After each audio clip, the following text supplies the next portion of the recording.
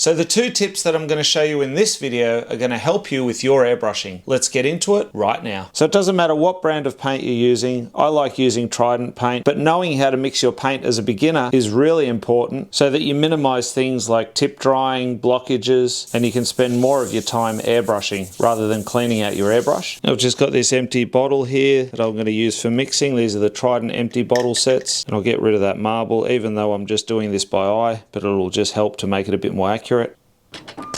Now pouring in the paint.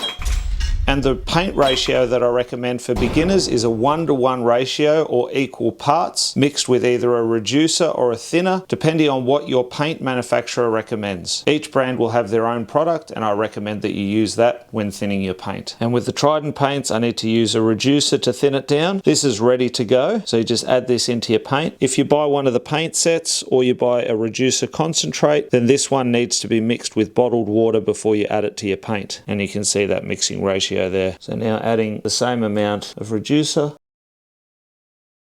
or near enough, popping the marble back in, the lid on,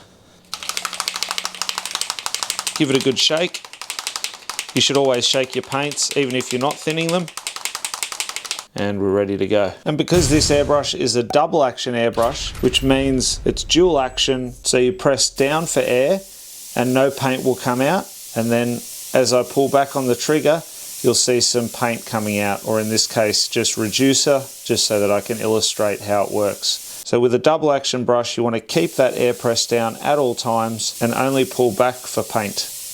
You don't want to go like this. You can see the intermittent spray that's happening. This is not the correct way to use a double action brush. I also like to remove the air cap. This will expose the needle, so just be careful, don't drop the airbrush, but it allows you to easily pick off tip drying, plus it helps with fine detail work. So I'm going to add in some of that pre-mixed paint from before, that 1:1 ratio. So again, what you want to do is press down for air, pull back for paint, and you want to move with the stroke.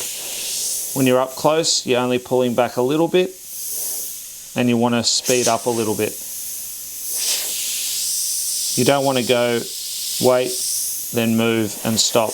And also incorrect double action is like this, where you're trying to colour in and you can hear that air going on and off, on and off. That's not what we want. I want you to keep the air press down and just pull back to release the paint.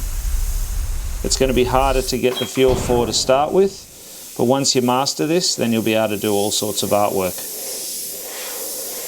Another thing to keep in mind is I'm currently spraying at about 30 to 40 psi. If you want to do real detailed work, then you can over thin your paint, 30% paint, 70% reducer, and drop your psi down to 18 to 20 psi. Also with this Mac valve, I can wind that in to restrict some of that paint flow. And you can see I can get it even finer when I'm up nice and close.